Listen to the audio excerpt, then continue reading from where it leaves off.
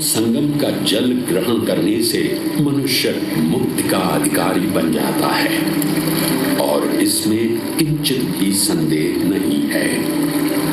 ब्रह्म पुराण में ब्रह्मा जी भी कहते हैं कि प्रयाग में सरस्वती जी अदृश्य रूप में आकर गंगा जी से मिलती हैं। इसलिए इस क्षेत्र को सरस्वती तीर्थ संगम भी कहा गया है।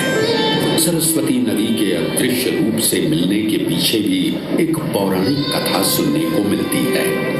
ऐसा माना जाता है कि बद्रीनाथ क्षेत्र की गुफाओं में जब वेद व्यास जी भगवान गणेश को महाभारत की कथा सुना रहे थे, तब उस क्षण सरस्वती जी हिम शिखरों से टकराते हुए अपना मार्ग बनाती हुई बड़ी ही तीव्र गति से बह रही थी।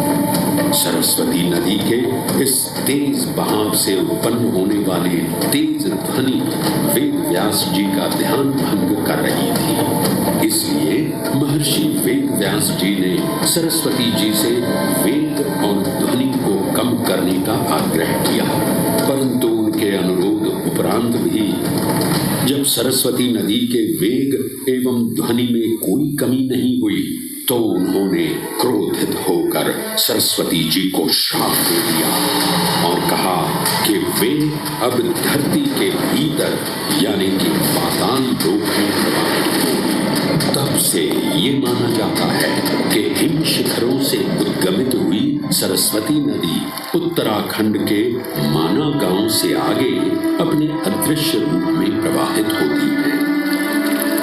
आगे चलकर यही अदृश्य रूपी मां सरस्वती प्रयागराज में गंगा एवं यमुना नदी से मिलकर त्रिवेणी संगम को पूर्ण करती है।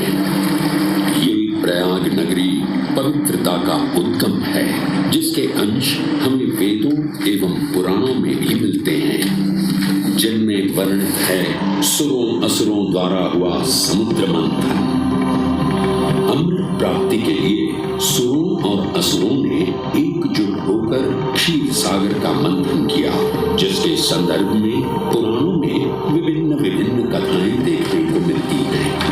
उन्हीं कथाओं में एक कथा महर्षि दुर्वासा और इंद्रदेव से संबंधित है।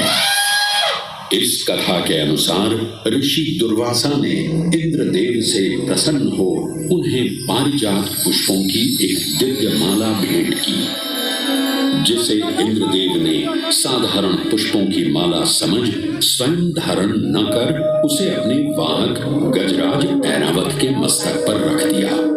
पल भर में गजराज ने वो माला धरा पर गिरा उसे अपने पैरों तले रौंद दिया। ऋषि दुर्वासा से ये अपमान सहन न हुआ और उसी क्षण क्रोधित हो उन्होंने इंद्रदेव को श्राप दे दिया।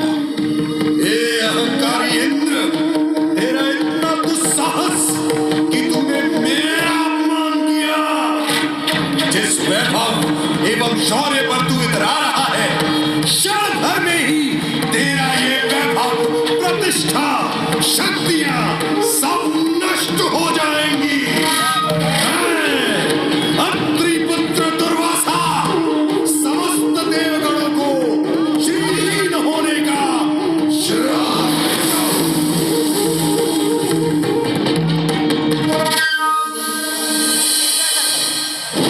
इस श्राप के परिणाम स्वरूप स्वर्गलोक से लेकर वैकुंठ धाम तक का सारा वैभव चला गया।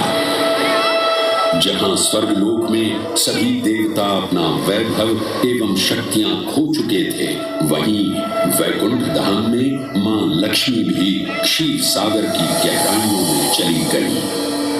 उनके जाते ही सृष्टि का संतुलन बिगड़ने लगा एवं असुर राजा बलि ने तीनों लोक अपने अधीन कर लिए। ये सब देखकर सभी देवतागण अपने श्राप के निवारण हेतु भगवान विष्णु की शरण में जा पहुंचे और कहने लगे, हे पालनहार, हे स्वामी, अब आप ही हमें इस श्राप से मुक्त होने का मार्ग बता सकते हैं, अन्यथा हम अपनी शक्तियों से सदैव वंचित ही रहेंगे और युद्ध में कभी भी असुरों का सामना नहीं कर पाएंगे। हे देवराज, ऋषि दुर्वासा के श्राप से सभी देवतागण जीवन मृत्यु के काल चक्र में बंध चुके हैं। इस काल चक्र एवं श्राप से मुक्त होने के लिए अब केवल एक ही मार्ग शेष है, और वो है समुद्र मंथन। इस समुद्र